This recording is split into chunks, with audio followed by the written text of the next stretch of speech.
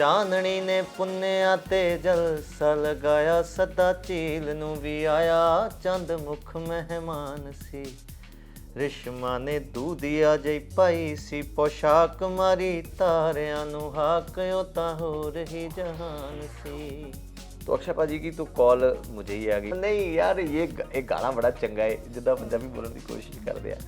ਇਹ ਅਸੀਂ ਆਪਣੀ ਫਿਲਮ ਬਣਾ ਰਹੇ ਹਾਂ, ਅਸੀਂ ਇੱਕ ਸਰਦਾਰ ਦੇ ਉੱਪਰ, ਉਹਦੇ ਵਿੱਚ ਇੱਕ ਵਿਆਹ ਦਾ ਸੀਨ ਦੇ ਵਿੱਚ हैगा तो पाना। मैं भाजी ठीक है जी वटएवर। तो चलिए इतनी, मैं उस वक्त जम्मू था, about to go to stage. अब जिस दिन गाना रिलीज़ हुआ उस दिन मैं जलंधर में था। फिर भाजी की मिस कॉल, मैं साउंड चेक कर रहा था, तो मैंने साउंड चेक बंद करके ना वापस कॉल की। ਉਹ ਕਿੱਥੇ? ਮੈਂ ਕਿਹਾ ਭਾਜੀ ਮੈਂ ਸ਼ੋ, ਉਹ ਤੂੰ ਸ਼ੋ ਹੀ ਕਰਦਾ ਰਹਿੰਦਾ। ਮੈਨੂੰ ਕਹਿੰਦੇ ਹਰ ਵੇਲੇ ਤੂੰ ਸ਼ੋ। ਮੈਂ ਕਿਹਾ ਜੀ ਸਾਡਾ ਇਹੀ ਕੰਮ ਹੈ, ਜਦੋਂ ਤੁਸੀਂ ਸ਼ੂਟਿੰਗ ਕਰਦੇ ਰਹਿੰਦੇ ਅਸੀਂ ਸ਼ੋਅ ਕਰਦੇ ਰਹਿੰਦੇ। सत श्री अकाल, मैं हूँ अर्शदीप कौर। आज हमारे साथ एक ऐसे कलाकार हैं जिनकी आवाज़ में ईमानदारी, रूहानियत और मस्ती है, डॉक्टर सतिंदर सरताज। आपने इनका जलसा गाना तो ज़रूर सुना होगा, और अब बॉलीवुड में इसका रीमेक आया है। अक्षय कुमार, परिणीति चोपड़ा का भांगड़ा विस्पर देखने लायक है। सर बहुत बहुत स्वागत है आपका। Thank you ji, thank you, Sat Shri अकाल। सर गाने से शुरुआत करते हैं जी। ਚਾਨਣੀ ਨੇ ਪੁੰਨਿਆ ਤੇ ਜਲਸਾ ਲਗਾਇਆ, ਸਦਾ ਝੀਲ ਨੂੰ ਵੀ ਆਇਆ, ਚੰਦ ਮੁਖ ਮਹਿਮਾਨ ਸੀ। ਰਿਸ਼ਮਾ ਨੇ ਦੂਧੀਆ ਜਈ ਪਾਈ ਸੀ, ਪੋਸ਼ਾਕ ਮਾਰੀ ਤਾਰਿਆਂ ਨੂੰ ਹਾਕ, ਉਹ ਤਾਂ ਹੋ ਰਹੀ ਜਹਾਨ ਸੀ। ਪਿਆਰ ਵਾਲੇ ਪਿੰਡ ਦੀਆਂ ਮਹਿਕਦੀਆਂ ਜੂਹਾਂ, ਅੱਗੇ ਸੰਦਲੀ ਬਰੂਹਾਂ ਤੇ ਬਲੌਰੀ ਦਹਲੀਜ਼ ਹੈ। ਦਿਲਾਂ ਵਾਲੇ ਕਮਰੇ 'ਚ ਨੂਰ ਹੋਵੇਗਾ ਜੀ, ਹਾਂ ਜ਼ਰੂਰ ਹੋਵੇਗਾ ਕਿ इश्क रोशनी दी चीज़ है। वाह, क्या बात है।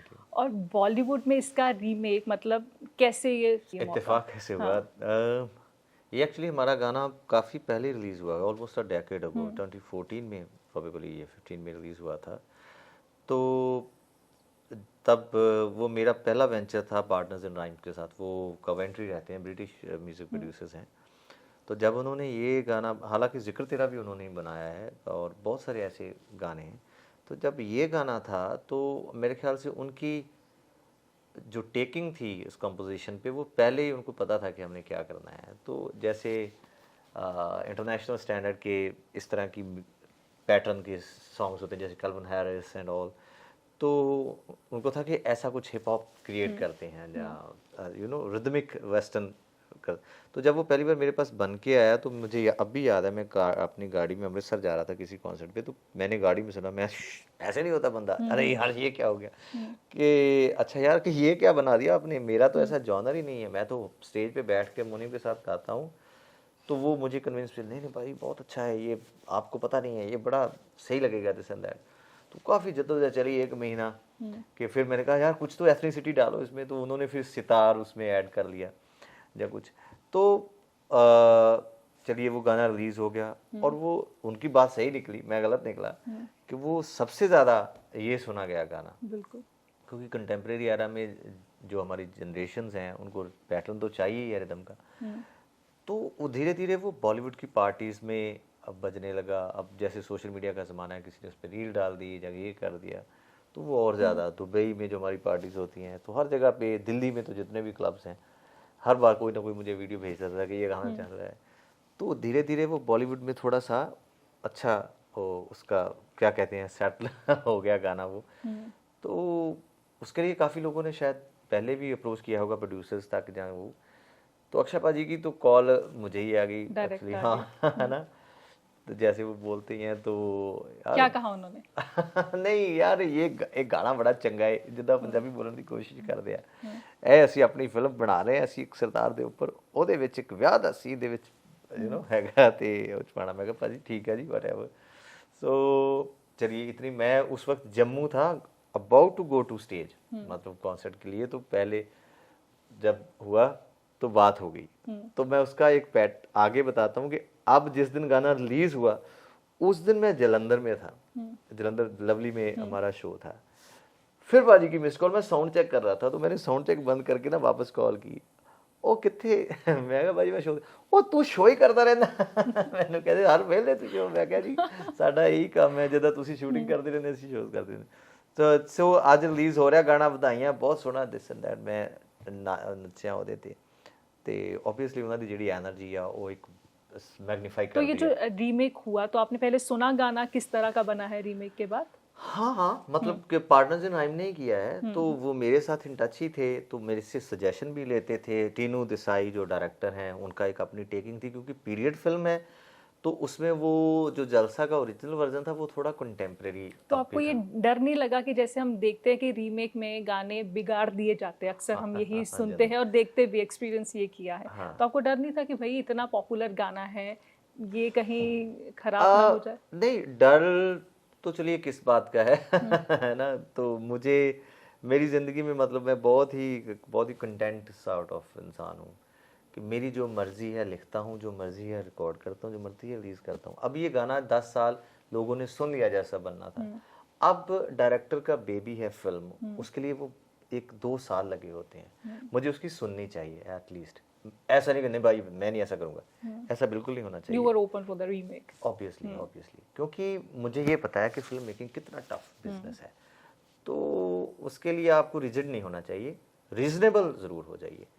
तो उन्होंने काफ़ी वर्जन बनाए तो उनको लगा यार कि इसकी ना जो एक्चुअल सोल है वो ख़राब हो रही है तो फिर भाई कैसे करे तो प्रेम है लड़का जो पार्टनर से नाम का प्रेम एंड हरदीप जिसका नाम लिखा जाता है तो मैंने उसको स्टूडियो मेरे घर पे भी है मैंने उसको ना एक पैटर्न सुनाया कि प्रेम इस पे ये रखेंगे ना तो इसमें एथनिसिटी का फील आना शुरू हो जाएगा वो एक तो पंजाबी लगने लगेगा और कल्चरल लगने लगेगा पीरियड लगने लगेगा तो उनको वो बात जची तो फिर हमने उस पैटर्न पे काम किया उसमें थोड़े उन्होंने कोर्स इंसर्ट्स कर लिए वोकल वही है जो मैंने 2014 में पहली बार डब की थी लिरिक्स वही हैं सबसे बड़ी बात है इससे डिस्टॉर्ट होने के चांसेस कम हो जाते हैं सिर्फ रिदम पैटर्न और म्यूजिकोलॉजी चेंज हुई है तो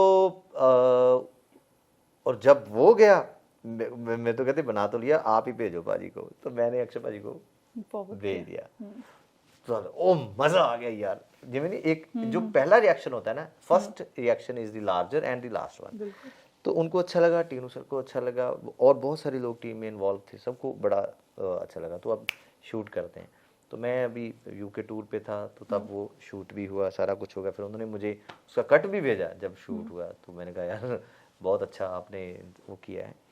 तो ऐसे जब गाना बाहर आया तो अब हर जगह जैसे बज रहा है लोगों को अच्छा लग रहा है जलसा 2.0 तो मुझे पर्सनली जनरली ऐसा होता है कि जब रीमेक होते हैं तो कुछ ना कुछ कम हो जाता है कुछ ना कुछ डिस्टॉर्ट हो जाता है। अब मैं लोगों की बात नहीं कर रहा हो सकता है लोगों को क्योंकि जो पहली चीज़ सुन लेते हैं ना आपको उसको बीट करना बहुत मुश्किल हो जाता है वो आपको फेवरेट ही रहती है। मेरी ज़िंदगी में जब पहली बार हुआ कि मुझे ये वर्जन पहले से भी ज़्यादा अच्छा लगता है क्योंकि उसका जो रिदम पैटर्न है वो एथनिक है और मैं जो स्टेज पे काम करता हूँ मेरा लेफ़्ट साइड पे जितनी रिदम बैठती है मैंने जो खुद इन्वेंट किया है साज सरताज वो एक रिदमिक इंस्ट्रूमेंट है तो मुझे ये जो अपनी ट्रेडिशनल एलिमेंट्स ऑफ रिदम है ना वो मुझे ज़्यादा अट्रैक्टिव लगता है हमेशा ही वेस्टर्न से पता नहीं मतलब हर एक बंदे को किसी को गुलाब पसंद है किसी को कुछ तो मुझे लगा कि यार ये जो आ रहा है ना ये अब सही है तो I love this is my favourite. तो अक्षय कुमार का भांगड़ा कैसा लगा आपको? अक्षय भाजी ऑब्वियसली ये देखिए कि वो एक इलेक्ट्रिसिटी जो प्रोड्यूस करते हैं वो उसके लिए तो बहुत बेहतरीन है। जाहिर सी बात है कि जो बॉलीवुड में भंगड़ा भी होगा वो हमारे भंगड़े जैसा बिल्कुल भंगड़ा नहीं होगा। ट्रेडिशन किसी भी स्टेट का हूबहू बहुत कम हुआ होगा कि एज इट इज़ आप उसमें रखें उसमें थोड़ा सा टिंच तो होता है बॉलीवुडिश क्योंकि जो उनका कोरियोग्राफर है अगर तो वो टिपिकली भंगड़ा ट्रेनर हो तो कोई आपसे स्टेप्स सीखे हैं? अरे नहीं अक्षय कुमार हाँ नहीं मुझसे वो तीनों सीखेंगे इतने बड़े बड़े कोरियोग्राफर हैं वहाँ पे और उनको जो बेहतर लगा उन्होंने किया क्योंकि आप भी कॉलेज टाइम में भांगड़ा करते हैं। हाँ नहीं मैं भांगड़ा और अब की हमने स्टेज पे भी देखते हैं कि डांस निकल आता है हाँ वो बैठे बैठे कर लेते हैं। जहाँ रिसेंटली अपने जलंधर वाले शो की बात है हाँ। वो जो रिसेंटली टीम होती है पाजी कि आज गाना रिलीज हुआ है चलो कुछ शूट करते हैं जो साइड ऑफ मैं मैं अभी तैयार होने लगा था, मैंने कहा अभी अभी कर लो, फिर मैंने स्टेज पे जाना है। तो मैं जैसा था रूम में, तो उन्होंने गाना लगाया, मैंने डांस कर दिया, तो काफ़ी लोगों को वो बड़ा अच्छा लगा, यार आपको पहली बार डांस करते देखा है। तो पर जैसे मैं यूनिवर्सिटी तक भांगड़ा प्लेयर रहा हूँ, मैंने इंटरनेशनली जब सबसे पहले दुबई में अपने आप को as a bhangra player represent किया था, इंडिया से गए थे, तो वो तो आपकी रगों में ही है। उसके बाद मैंने सिखाना शुरू किया था यूनिवर्सिटी में। मैं अपने मास्टर्स के बाद जब मैंने एमफिल शुरू किया, तो मैंने खुद ढोल बजा के कोचिंग करनी शुरू कर दी थी।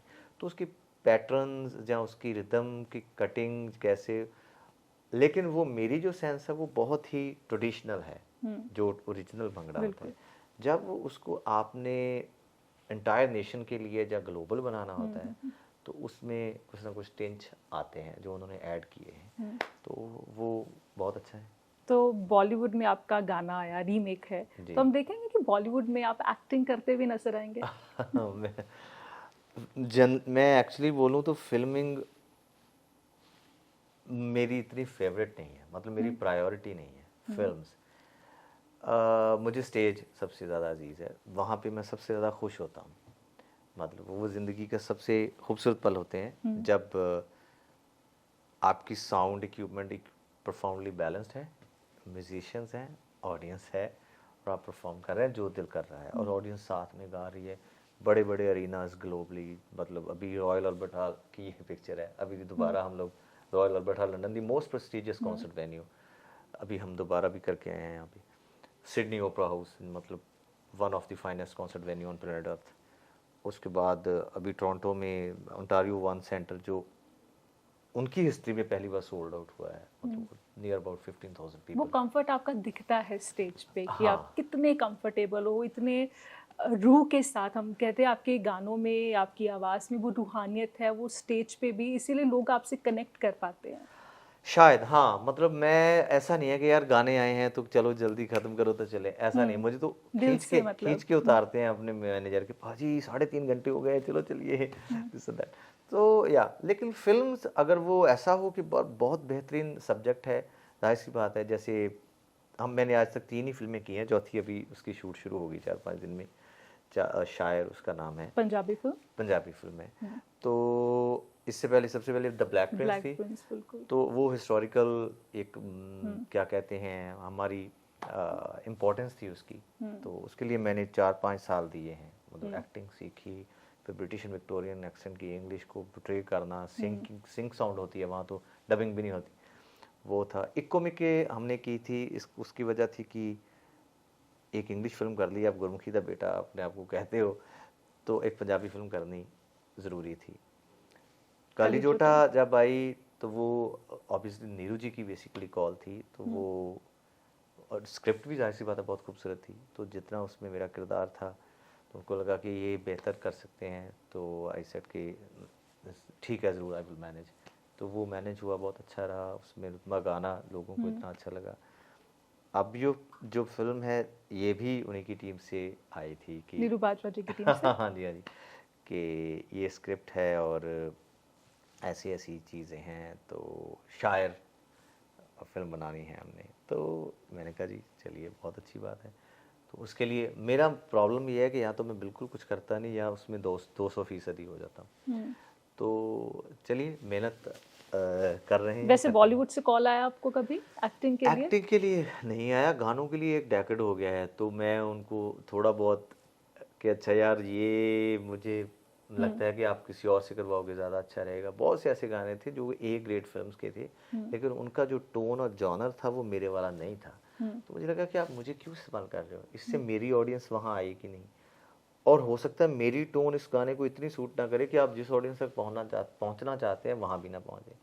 तो उसके लिए आप उस जॉनर का, उस जोन का आदमी इस्तेमाल करें। मतलब उनको भी बड़ी हैरानी होती थी कि यार ये स्टेट का आर्टिस्ट है और हमें इस बात ये सिखा रहा है। मैंने कहा ये ऐसी बात नहीं है, मतलब हर एक चीज़ हर एक बंदे के लिए नहीं होती। तो ये मेरा अपनी टेकिंग है। जिस दिन मुझे आप कुछ ऐसा बात कहोगे कि यार जो आपने ये गाया है बस एज इट इज़ मेरे लिए गा दीजिए, तो I am 100% there for you. तो जलसा गाने पे हमने बॉलीवुड को नाचते तो देखा, लेकिन कई लोगों को इसके मीनिंग नहीं पता, इतने डेप्थ में मतलब है इसके, तो जी। आप बताइए इसका मतलब क्या है इस गाने का? वो एक मेरी मतलब जितनी ज़िंदगी में मैंने शायरी की है, अफसाना गोई की है, वो metaphorically one of the finest ये मेरी पोइट्री थी। मतलब गजब ये है कि ऐसी literary Punjabi poetry Hindi film में कमर्शियली इस्तेमाल हो रही है। ये एक बहुत बड़ी और बड़ी खूबसूरत बात है। तो जब मैंने ये गाना भेजना था उनको, मेरे पास होगा, क्योंकि अब मैं उनको कैसे समझाऊं कि इसका क्या मायने है, तो मेरे पास इसकी ट्रांसलेशन है मेरे पास। जब आपने लिखा तो क्या इमेजिनेशन क्या थी आपकी? देखिए, जो शायर का तसव्वुर होता है ना, वो शायर इसीलिए है, वो कहते नहीं जहाँ ना पहुँचे रवि वहाँ पहुँचे कवि। तो मेटाफोरिकली उसमें ये होता है कि चाननी ने पुन्या ते जलसा सजाया। तो मैं उसकी ट्रांसलेशन पढ़ देता हूँ आपकी ऑडियंस के लिए कि the moon shine celebrates the fair of full moon. सदा झील नूं भी आया चंद मुख मेहमान सी with an invitation to the lake and moon as the chief guest. रिश्मा ने दूधिया जी पाई सी पोशाक मारी तारियां नूं हाक जी ओ होर ही जहान सी। The shimmer was wearing a milky dress calling the glittering stars it was a phenomena in itself. और मतलब ये वो बात वैसे कहने वाली नहीं है। जब हम लोग इसको पहली बार शूट कर रहे थे ब्रिटेन में, जब ये पहले गाना रिलीज हुआ था सोनी पे, तो उसका वीडियो शूट हुआ था कि एक वेस्टर्न म्यूजिशियंस का ग्रुप है, उसमें मैं परफॉर्म कर रहा हूँ। तो जो गोरे लोग थे वहाँ के ब्रिटिश, तो वो कहते हैं अच्छा गाना का क्या है, ये तो हमें समझाओ तभी हम लोग एक्सप्रेस करेंगे। तो मैंने उस वक्त फिर ये ट्रांसलेशन की सबसे पहले ज़रूरत पड़ी थी, तो मैंने वहाँ जो लोग थे उनको मैंने ये पढ़ा दिया। और उस वीडियो पता नहीं अभी तो वो अवेलेबल नहीं है, वहाँ पे एक वायलिनिस्ट थी लड़की, and she came to me, this is very Shakespearean poetry, she said.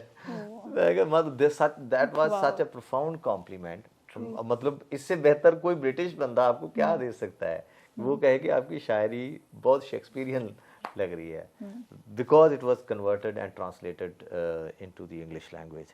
तो या so this is the story. तो जब आप स्टेज पे होते हैं तो कौन सा ऐसा गाना है जो आपको लगता है कि भाई इसके बिना मतलब मेरी परफॉर्मेंस अधूरी है? वो मुझे नहीं लगता, वो लोगों को लगता है, उनके बहुत से रिक्वेस्ट मैं देखती हूँ आप हमेशा हर रिक्वेस्ट लेते भी हैं लेते क्या? हैं हाँ। लेते हैं। एक्चुअली हमारा एक और टेक्निक हमारी टीम ने निकाली है कैलिफोर्निया से, कि अब कोई एक पता नहीं कुछ है उनके पास इक्विपमेंट या वेबसाइट, वो पीछे स्क्रीन पे उसका लिंक देते हैं, उसका एक कोड देते हैं कि आप ये खोलिए, ये कोड डालिए और अपनी फरमाइश लिख दीजिए। मेरे पास बहुत सी पिक्चर्स होंगी बैक स्टेज की, और हमारी बैक स्टेज पे सारी फरमाइशें डिस्प्ले हो जाती हैं। तो मैं ऐसे घूम के उसकी तस्वीर खींचता हूँ कि अच्छा क्या क्या फरमाइश है। तो मेनली 6-7 गाने तो वो सिमिलर ही हैं कि ये तो आपको गाने ही पड़ेंगे, मतलब उडारियाँ, सज्जनराजी, इक्को मिक्के, रुतबा, फिर हो सकता है तितली, साईं, निक्की जी कुड़ी, एंड मासूमियत, है ना, तो हीरिए फकीरिए। तो ये वो यही सुनने आते हैं। मेरी क्या कोशिश होती है कि मैं ज़्यादा से ज़्यादा उनको अनरिलीज अनरिकॉर्डेड सॉन्ग गाऊं, तभी मेरे कॉन्सर्ट की अहमियत है, वैल्यू है कि कोई आदमी टिकट लेके अगर यहाँ आ रहा है तो उसको कुछ तो एक्सक्लूसिव मिले, डिस्टिंग्विश तो हो किसी चीज़ से अलग। तो मैं ज़बरदस्ती जब बना के अच्छा गाता हूँ, अभी पहले ये सुन लो, तो 3-3.5 घंटे ऐसे प्रॉपर आप एंगेजमेंट रखते हैं। यामा ऑन अबाब, हाँ यामा, मतलब वो यंगस्टर्स बिल्कुल गाना एक आप सुना दे यामा जरूर। ओह यामा अब ओहो अद्धी किक ते स्टार्ट मेरा यामा ने होर दस के भाल दे, पाली जीन परा रख ता पजामा ने होर दस के भाल दे, अद्धी किक ते स्टार्ट मेरा यामा ने होर दस के भाल दे। बहुत बहुत थैंक यू सतिंदर सरताज जी बातचीत करने के लिए।